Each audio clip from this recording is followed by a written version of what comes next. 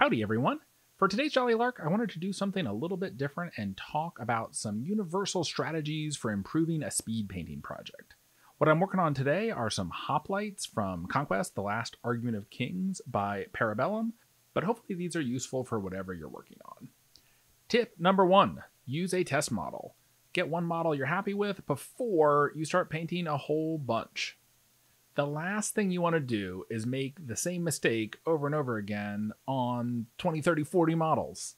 So get a test model and then replicate that. Tip number 2, spray away. This is an obvious one, but the more that you can spray color onto your models, the faster your project's going to go. These were sprayed first with Pro-Acryl Bronze and then with Vallejo Game Color Silver, which is a nice bright silver on top of that. So you can see when we're looking at the models from above, they're nice, bright, shiny silver. But if you look at the models a little bit from below, they've got more of kind of a bronzy, darker color from below. So that's going to give it a little bit of shadows to the metals to start with. And since the models are mostly metal, that brings us to strategy number 3, more metal.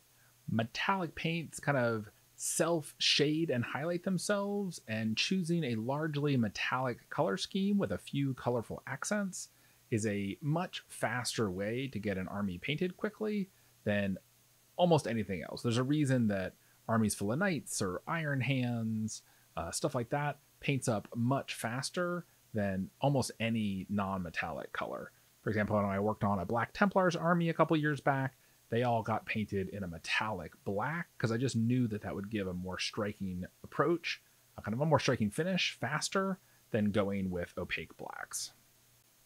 This is not a speed painting tip exactly, but when you're going with a largely metallic color scheme, I do think it helps to choose a nice bright color as an accent color.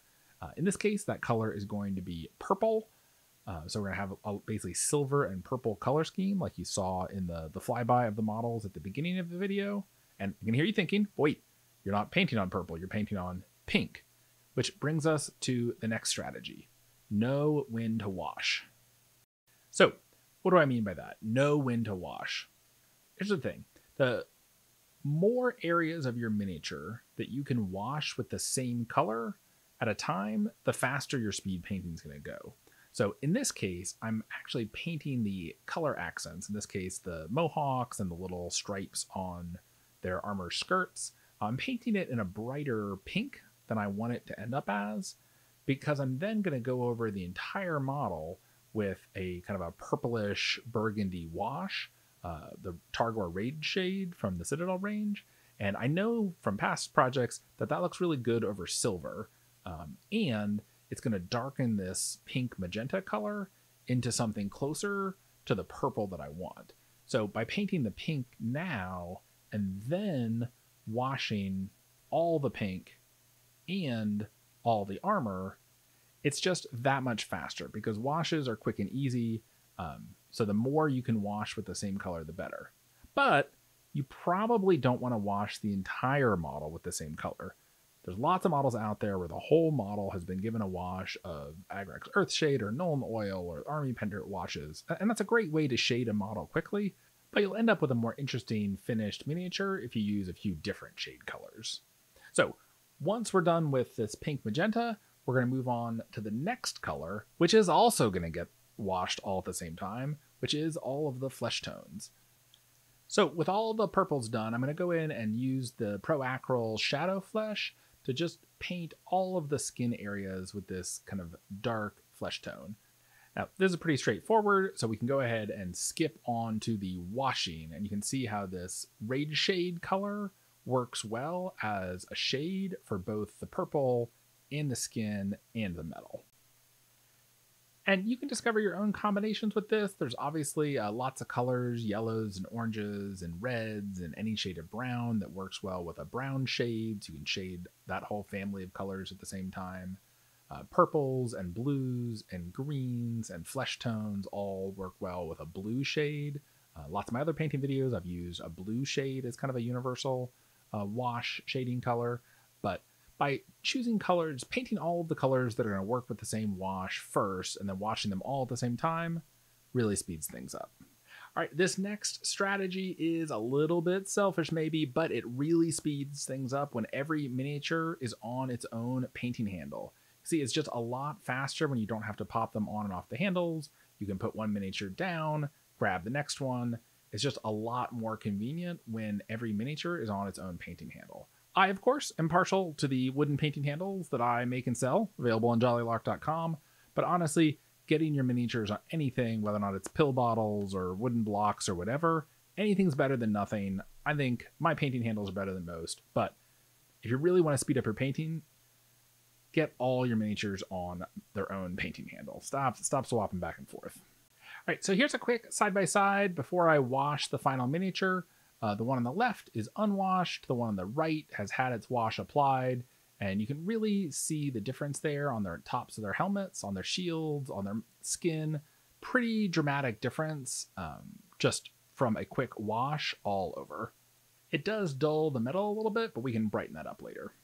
Next strategy, get your feet dirty. Get your model's feet dirty. When you're doing the basing, however you're doing the basing, be a little bit sloppy. Get a little bit of that dirt color, whatever you're doing, up on the model's feet.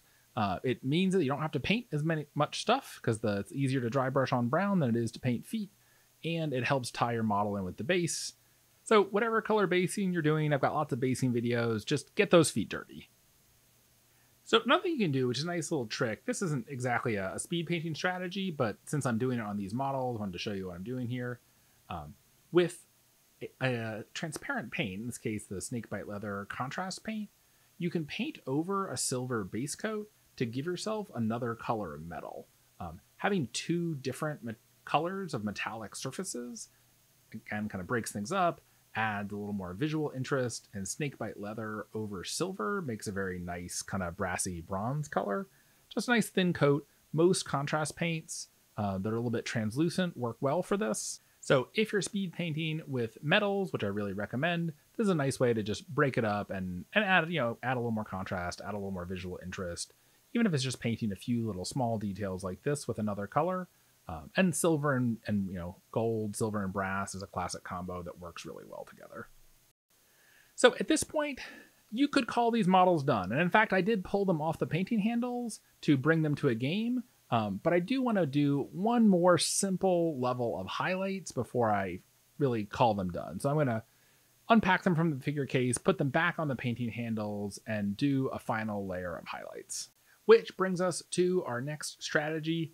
Keep highlights light. Keep them simple. Keep them small. A little pop of a lighter color on some of the key aspects of the model is often all you need to really brighten it up. So for example, on these Hoplites, I'm just going to take a little bit of this light purple, the Faded Plum from Pro-Acryl, and just dry brush a little bit of it on to the tabards and the mohawks.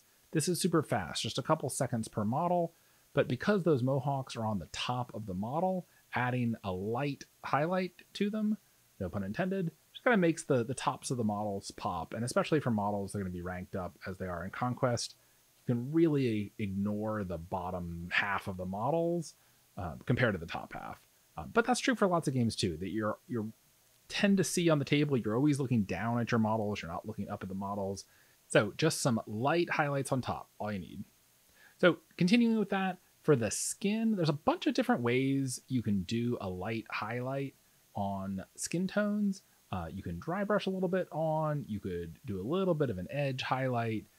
My favorite quick highlight is just to put together a mix of a clear glaze medium and whatever highlight lighter flesh tone you want, and then paint that on in a semi-translucent skin color over the washed dark skin tone that we already have on the models. That's usually enough for quick highlights. You can see on my thumbnail there, it's kind of translucent. So just a little bit of this on the raised areas of the skin, and these don't have a lot of skin showing.